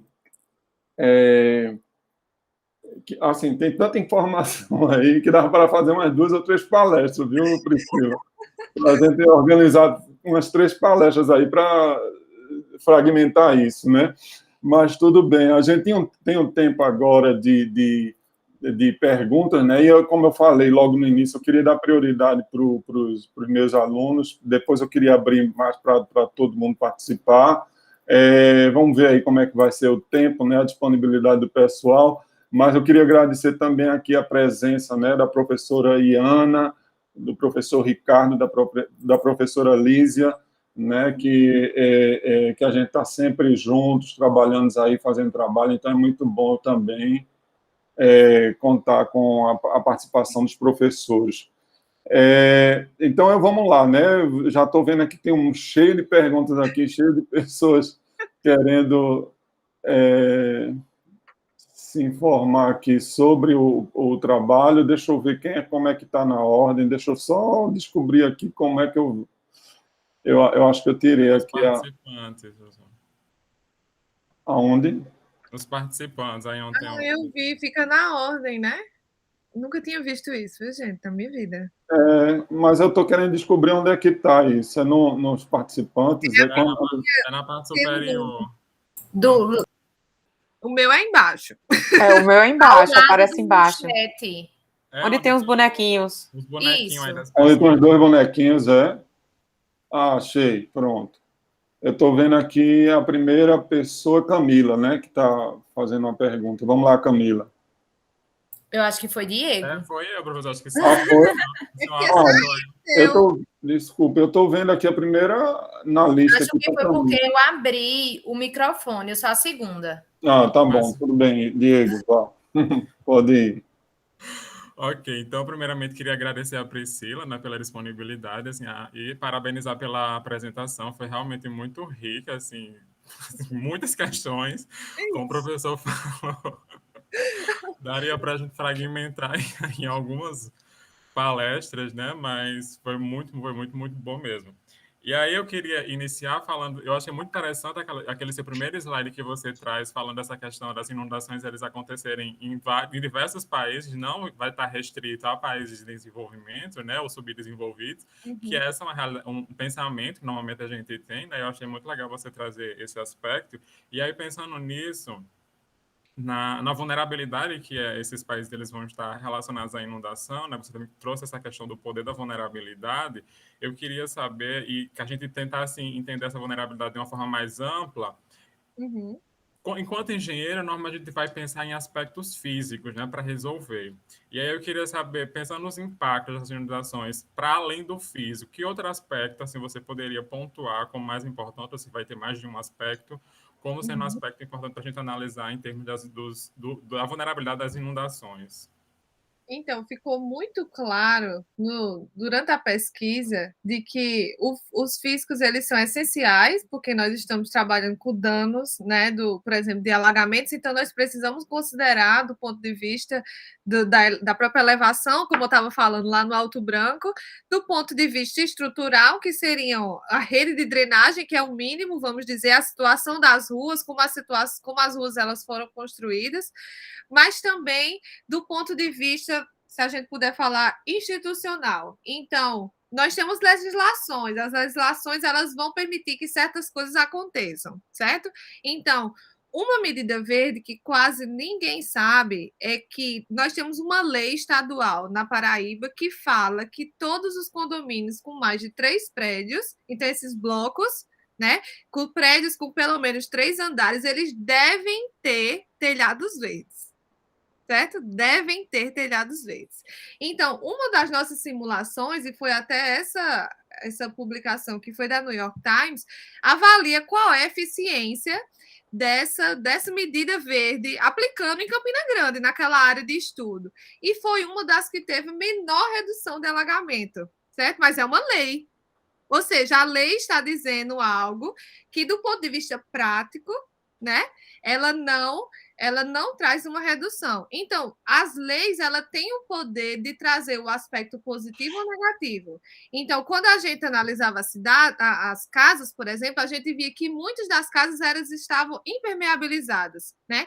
Então, se não há um gerenciamento e como é que eu posso falar? Uma inspeção da impermeabilização das casas, isso pode gerar uma vulnerabilidade. Tu entende? Que isso acaba permitindo com que as casas elas tenham mais impermeabilização, então vai aumentar a quantidade de alagamento, porque a água simplesmente não vai ter o solo para infiltrar, né? Então, outros exemplos é exatamente uma das análises que a gente fez é de acordo com os nossos participantes, né? Então, não é uma análise global, porque a gente não conseguiu ir em todas as pessoas, né? Então, da nossa amostra. Então, as pessoas, elas, como é que eu posso falar? De acordo com os seus fatores, então, fatores pessoais, fatores contextuais que nós chamamos. Por exemplo, uma pessoa que ela está morando numa área onde ela tem mais risco, ou seja, geralmente são aquelas áreas mapeadas pela CPRM, ela acaba aplicando mais soluções em suas casas, como eu estava falando para vocês, a barreira, mudava a altura, né, da fiação, de toda a parte elétrica. São as pessoas que têm mais risco, ou seja, são aquelas que enfrentam mais o evento extremo. Então, a pessoa que está numa área onde ela tem menos risco, mas que pode ter mais, porque a gente sabe que o alagamento ele vai variar bastante de acordo com o tempo de retorno da precipitação, né? Então, toda essa escolha que eles fazem de trazer soluções para suas próprias casas também pode aumentar ou podem diminuir o seu risco, né? Então, é sempre essa análise, é como eu falei no slide, são as decisões que nós fazemos, né? O risco ele vai ser esse resultado, e aqui eu não falo só de autoridades, né? Nós, como cidadãos e residentes e pessoas que decidimos o que fazer no nosso dia a dia, nós também estamos meio que ligados a tudo isso.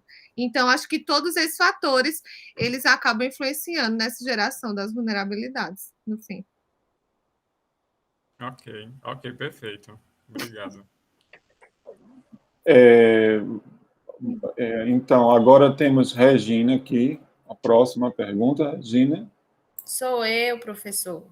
É Camila, né? É porque o seu nome não está mais aqui na lista, Eu abri o Camila. microfone. Tá, tudo bem. Priscila, primeiramente agradecer, né? Fiquei maravilhada, assim, do início ao final. Gosto bastante dessa área. Parabéns pela apresentação, pela pesquisa e por ajudar tantas pessoas, né?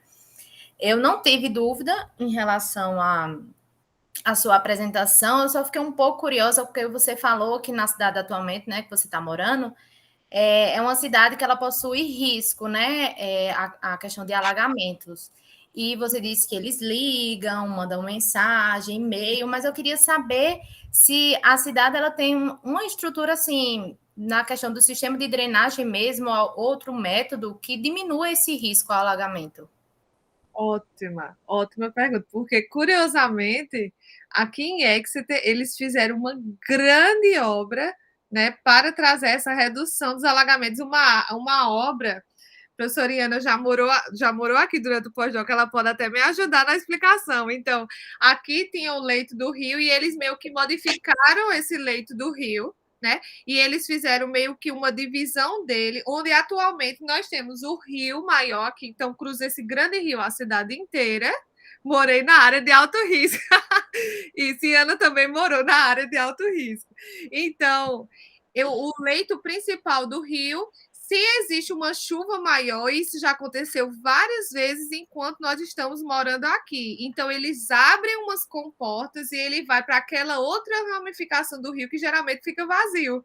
Né? Ela só serve naquele momento onde tem uma precipitação extrema. Como nós estamos aqui na parte de baixo da Inglaterra, como mostrei no mapinha, então acaba que, e aqui é 30 minutos do mar, então vem muita água aqui pelo próprio, aquilo é o fator físico, né? Pelo próprio comportamento da bacia hidrográfica, chega muita água em Exeter. Então, é uma das medidas que eles fazem. Aqui, no geral, na Inglaterra, eles têm muita preocupação com o alagamento, porque é um evento extremo que acontece muito no país inteiro, assim como eu mostrei para vocês naquele mapinha. Então, por isso que aqui eles têm zonas bem delimitadas, por isso que eu e Ana, a gente sabe que a gente estava morando, que eu estou morando numa área que tem um alto risco de alagamento, porque eles têm os mapas, né? E eles distribuem isso. A população sabe que aquele local é uma área que pode acontecer um alagamento. Certo? Eles fizeram essa solução e implementaram para tentar reduzir um pouco o risco, mas o risco ainda existe. É aquela questão, eles minimizaram o risco, mas não reduziram o risco totalmente. O risco ainda está lá. Então, um dia, logo, acho que no nosso primeiro ano aqui, a gente se cadastrou no site do governo, colocou o nosso endereço e o nosso telefone. Então, por isso que eles entram em contato com a gente.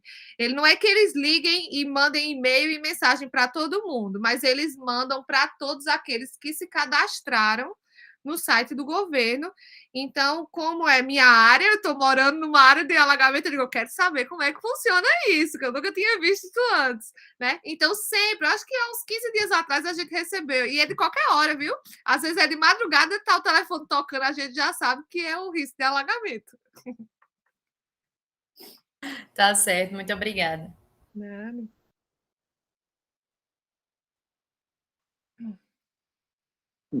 Agora é Regina, gente. Eu estou certo aqui agora? Tá, professor. Sim, professor.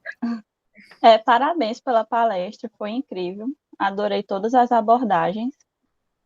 Com relação à sua pesquisa, foi abordado que houve uma integração de variados aspectos, tanto sociais como ambientais, e também foram levantadas questões econômicas, institucionais, políticas. Isso resulta em um estudo bastante complexo. Então, qual foi o maior desafio para desenvolver esta análise integrada? Olha só, eu acho que eu tentei dividir em fases, exatamente por isso. Eu meio que visualizava que ia ser muito complexo fazer essa integração, né? Então, a partir do momento que eu fui dividindo meio que por etapas, embora que uma etapa ela acontece simultaneamente com outra. Até porque eu tinha 4 anos para terminar o doutorado, eu não tinha mais tempo, né? Então, eu acho que você lidar com tópicos diferentes ao mesmo tempo. Por exemplo, enquanto eu estava analisando os dados da abordagem participativa, eu também estava fazendo mapeamento no ArcGIS. E eu também estava, ao mesmo tempo, fazendo o modelo, porque para eu analisar uma solução sustentável, qualquer solução, eu preciso de um modelo hidrológico, né? Então, eu estava, ao mesmo tempo, preparando o meu modelo hidrológico. Então, tudo isso ao mesmo tempo, eu acho que foi o aspecto mais desafiador da pesquisa. Uma coisa que foi boa e que, graças a Deus, que aconteceu foi que eu consegui, embora que eu esteja longe, mas eu consegui fazer a abordagem participativa de uma vez, né? Eu ia para o Brasil, resolvia isso, voltava com isso pronto. Então, isso foi uma vantagem para mim, porque como, eu não sei se vocês são assim, mas eu tenho um prazo, pronto. No meu caso, eu tinha 40 dias, né? Para coletar todos os dados. Então, eu tinha que fazer o meu melhor naqueles 40 dias e depois daqueles 40 dias, eu já ia estar aqui na Inglaterra. Então, eu não tinha mais chance de coletar dados. Então, assim que eu chegava, por exemplo, isso aconteceu nas 2 abordagens participativas, quando eu chegava de volta, eu meio que já focava para as outras coisas. Então, essa parte da metodologia ela acaba sendo um pouco complexa, porque você fica lidando com variáveis diferentes e fatores diferentes, não só do ponto de vista da engenharia, mas também lidando com outras áreas de estudo, né? É um estudo multidisciplinar, um estudo interdisciplinar, então acaba sendo complicado. Ok. Certo, obrigada. Passar para a Sabrina agora. Priscila, eu vou te elogiar também. Uma pesquisa linda, linda, linda, essa pesquisa tua. Minha pergunta é que na fase 1, nessa NEEDS, para a fase 2, a Actions, 2 anos se passaram. Pelo menos a parte desse questionário. Aí, fora a redução desses números de questionários que foi devido à pandemia, o que tu precisou modificar, o que tu melhorou nessa tua pesquisa durante esse lapso temporal? Pronto, quando eu fui em 2019 fazer a primeira fase, eu voltei com os resultados dos questionários, do workshop, todas as discussões, vários vídeos, tudo, comecei a analisar os meus dados, né? Naquele momento, eu meio, com o passar dos meses, como eu estava procurando entender as necessidades, né, que é a primeira fase da metodologia, eu meio que fui construindo listas, argumentos, né, fui fazendo a pesquisa. Fui desenvolvendo, procurando outras referências, desenvolvendo os artigos, fazendo tudo isso. Eu não tinha certeza, quando começou a pandemia, eu não tinha mais certeza se eu ia conseguir ir ao Brasil de novo, né? Então ficou aquela interrogação. Mas como eu consegui, a estratégia que eu tive foi meio que nas reuniões da segunda fase do projeto, meio que validar ou confirmar aquelas conclusões que eu tinha chegado após analisar os dados da primeira fase. Não sei se eu estou sendo clara. Então, além de analisar quais seriam as próximas ações, eu também meio que confirmei e modifiquei também, certo? Algumas das conclusões que eu tinha chegado anteriormente com as novas conversas, com as novas discussões, com as nossas reuniões e tudo aquilo que eu pude fazer na fase 2 do Planegir. Então, foi essa meio a minha estratégia para realmente vencer esses 2 anos de diferença. Obrigada, viu? Nada. Linda tua pesquisa, realmente, muito maravilhosa. Igor, sua vez. Eita, Boa tarde, boa noite, Priscila. Vamos lá. Eu tinha separado algumas perguntas, mas Priscila respondeu muita coisa já. Então, não dava para fazer 3 palestras, mas 3 teses eu tenho certeza que dava para fazer. Tem muita coisa.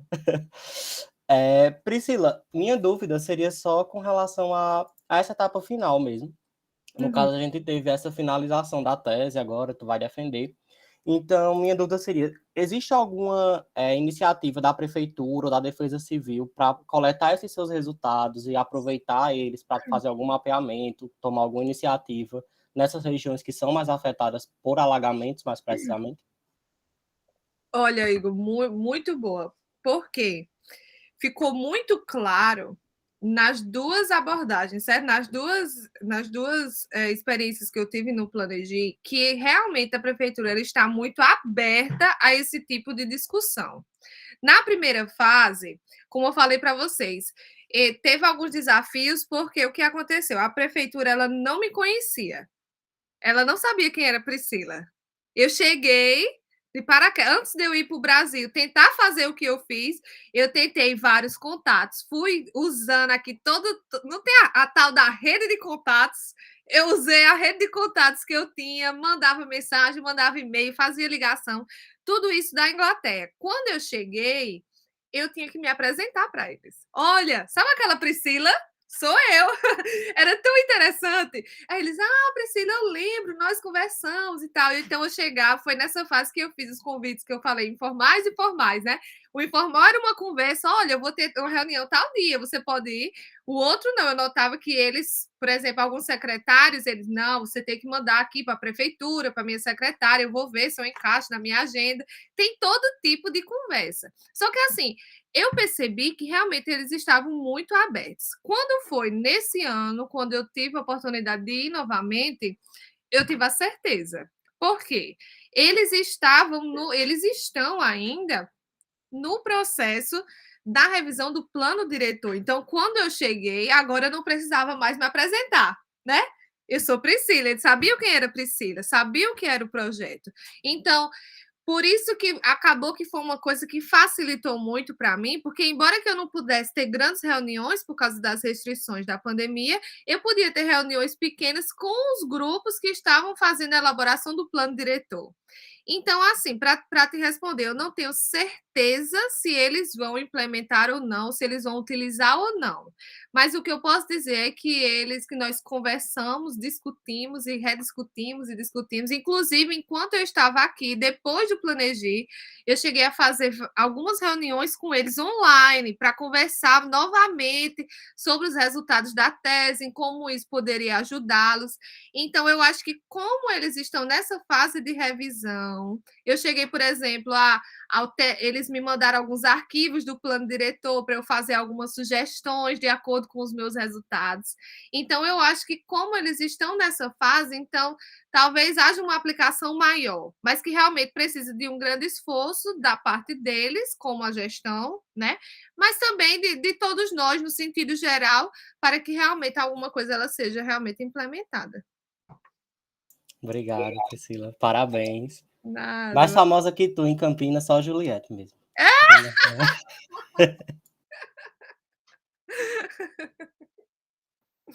Gente, pronto, era isso que eu ia falar, Iana. Já vi que Ana levantou o braço aí. Agora a gente está abrindo para quem quiser falar aí, fica à vontade, tá? Pode falar, Iana. Boa tarde a todos. Priscila, mais uma vez, parabéns. Para mim, foi a primeira vez que eu assisti assim na íntegra, né? A apresentação quase na íntegra, porque eu estava na seleção de mestrado, cheguei atrasada, desculpa o horário, mas eu converso muito com Priscila, participei em vários pontos da tese dela, né? Colaborei em vários pontos, mas assim, o todo, eu nunca tinha tido essa oportunidade de ver agora, perto agora dessa fase final, Priscila apresentando tudo, né? Já vi todos os artigos dela, recomendo a leitura a todos vocês. Acho que todos que gostaram da apresentação de Priscila, a minha sugestão é peguem os artigos, leiam com calma, degustem, né? Porque os artigos têm muito detalhe que ela não pôde colocar aqui na apresentação. E em breve teremos a tese para degustar também, porque depois de defendida, ela poderá ser divulgada, né? Iana, é por isso que eu estou dizendo, tem que fazer 3 palestras, uma só não é suficiente, não. Mas a grande vantagem do formato em inglês é que a tese ele é meio que um compêndio dos artigos, né? E essa tese dela já está publicada parcialmente. Esse último artigo que foi confirmado essa semana, é o Gran Finale, né, que não está publicado ainda, mas que todos os outros estão na tese dela, então é praticamente ela é um compêndio dos artigos dela, e acho que é um grande feito que a Priscila fez, né?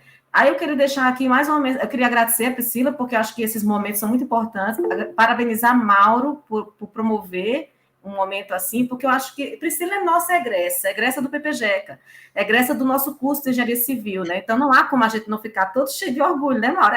Nossa aluna, nossa ex-aluna, né? Assim, mas é bom ver exemplos como Priscila, porque inspiram, né? E a gente percebe que todos nós podemos, né, fazer assim teses que sejam importantes, relevantes. Toda tese tem seu valor, mas é muito bom quando a gente vê uma tese de doutorado que, como Sabina estava empolgadíssima agora no final, tá linda, linda, linda. Pronto, o adjetivo que Sabina deu foi ótimo. Né? Tem uma beleza nessa tese de Priscila, tem uma coisa que nos toca, né? Assim, que diz assim, que legal, ela conseguiu fazer uma coisa tão real, tão assim aplicável, tão assim, né?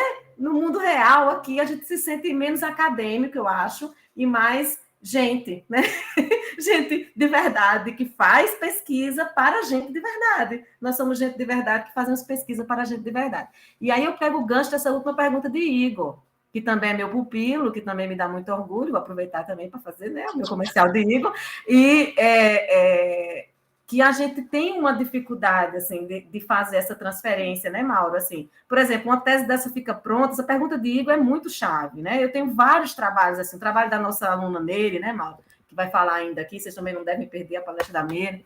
O que a gente faz agora para a gente incentivar que isso se torne realidade, que isso seja realmente algo, se torne uma política pública, que se torne uma ação real, que a Defesa Civil se aproprie disso para usar um mapeamento desse de Priscila, ao invés de usar mapeamentos que eles costumam usar. Então, assim, né, essa transferência, eu acho que é um desafio para todos nós, pesquisadores, e acho que alguns de nós são melhores nisso do que outros. Eu tenho uma certa dificuldade. Acho que eu paro no final assim e fico sem saber dar o próximo passo. Agora, como que eu chego lá? Como que eu faço? E Priscila tem essa facilidade, eu chamo ela de furãozinha, né? Ela é furona.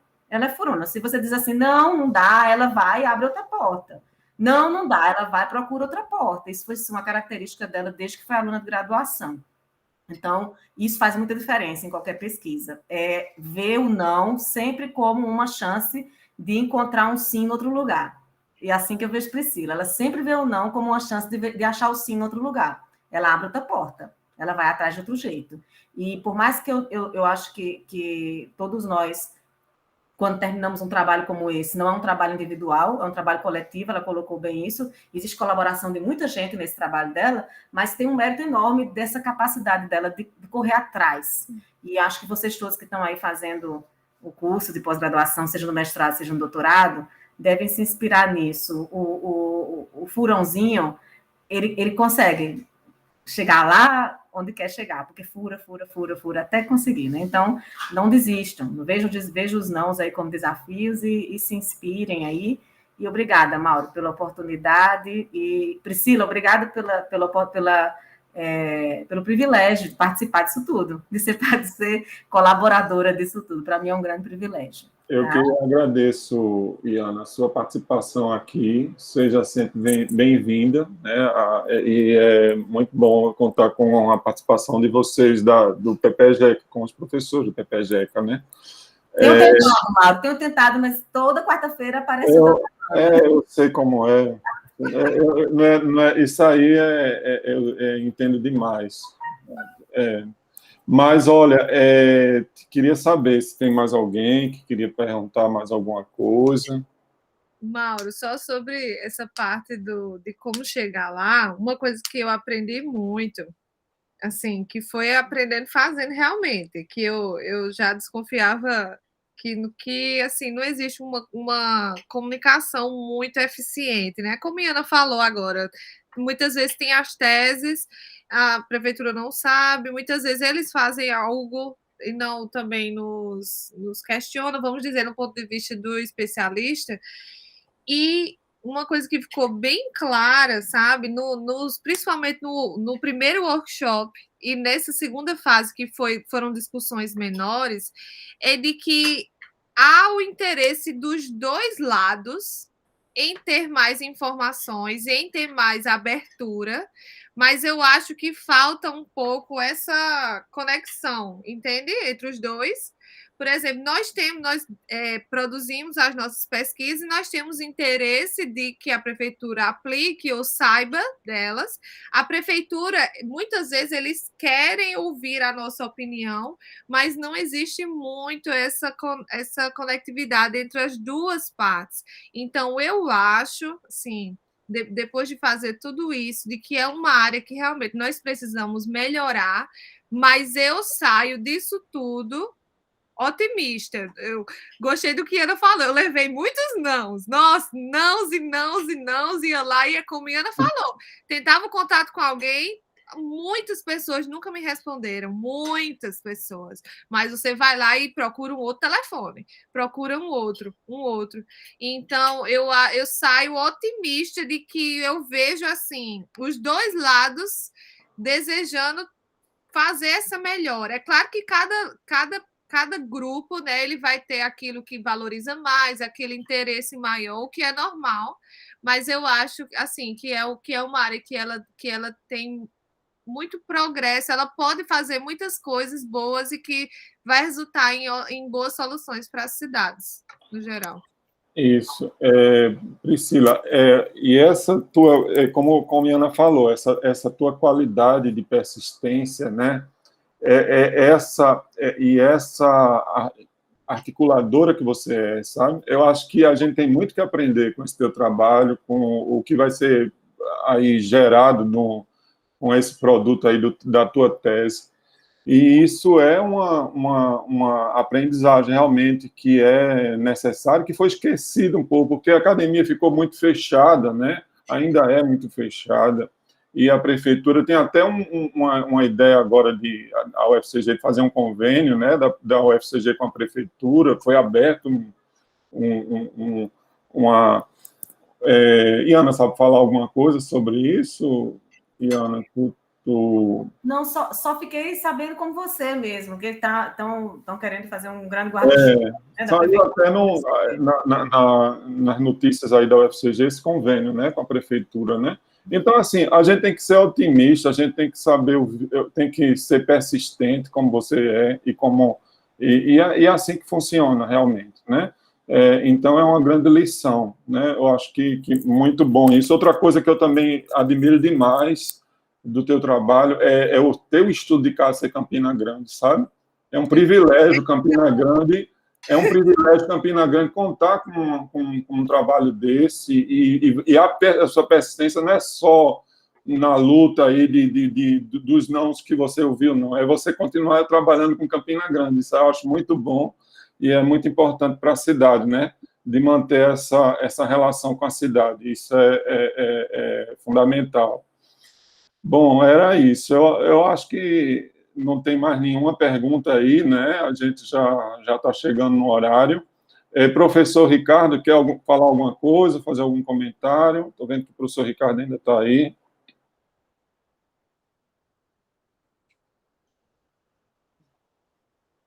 Não sei se ele está escutando. O professor Ricardo participou do meu workshop, contribuiu muito. Gente, eu queria pedir uma coisa para vocês aí, quem puder ligar, fechar aí, Priscila, essa tua tela aí, e pudesse ligar a câmera para a gente fotografar aqui, só para fazer um registro, né, da tua palestra.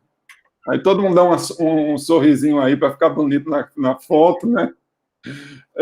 Madu, tu pode tirar um print aí, fazer um print com quem puder ligar a câmera para a gente registrar esse momento, né? Foi? Mais alguém, gente? Não se encabulem, não. Vamos lá. Foram pentear o cabelo, Mal. Pentear o cabelo, eu espero. A gente espera um pouquinho aí.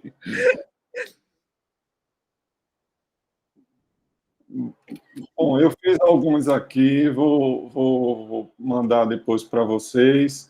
Bom, gente, foi um prazer contar com a participação de vocês. Na próxima quarta-feira vai ser a palestra de Simone Ascioli, falando sobre metabolismo urbano, né? O título da palestra dela é A Cidade Sensível à Água, sob a perspectiva do metabolismo urbano.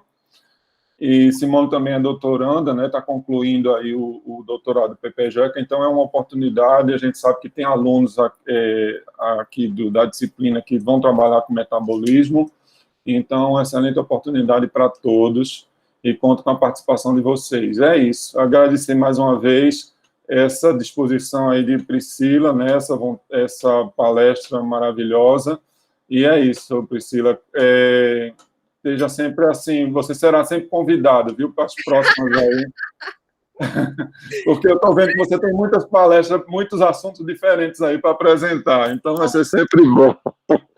Não, e eu achei interessante vocês falaram que tem material. Quando eu estava preparando, eu digo, meu Deus, eu tenho que ver uma forma de explicar o todo rápido, né? Rápido. Ainda demorei um pouco, desculpa, Mauro, mas é que realmente é meio complicado. Mas, olha, mais uma vez, eu que agradeço. Para mim é um grande prazer estar aqui, vê-los, embora que distantes, mas vê-los e, assim, a UFCG mora no meu coração de uma forma que só eu sei, né? Só eu e Deus a gente sabe, o PPGECA, muito carinho mesmo. E, assim, no início eu falei um pouquinho sobre isso, que a minha... Eu nem sei onde é que eu estaria se tudo que aconteceu na minha vida não tivesse acontecido. As coisas vão se encaixando desde 2010, quando eu entrei, desde 2012, quando eu fui para o Novo México, desde que eu fiz o mestrado, vi a seleção da Bolsa da CAPES, que quando eu ia aplicar, todo mundo dizia, tu vai aplicar para isso? Ninguém passa nisso, não. Não tem aquele edital que ninguém passa, nem tenta, né? Mas teve pessoas que me incentivaram, né? E assim, muito feliz. Trabalhar com Campina Grande, eu cheguei aqui, ninguém conhecia Campina Grande. Eu sou de Campina Grande, então eu me lembro naquela minha primeira reunião que meu orientador fez: sim, você vai trabalhar com que estudo de caso? E já naquele dia eu disse, não, professor, eu sou de uma cidade, eu já estava estudando essa mesma cidade, e ali foi o processo de convencimento para que ele entendesse por que Campina Grande deveria ser o estudo de caso da tese. E assim, muito, muito obrigada por me convidar. Volto quantas vezes for necessário, com o maior prazer. Realmente é um prazer muito grande. Eu espero que vocês tenham aprendido um pouco comigo, visto um pouquinho de como foi, de como está sendo. E é isso. Muito obrigada. Ok, gente. Então, tchau para vocês. Até a próxima. Professor Ricardo, um abraço aí, viu?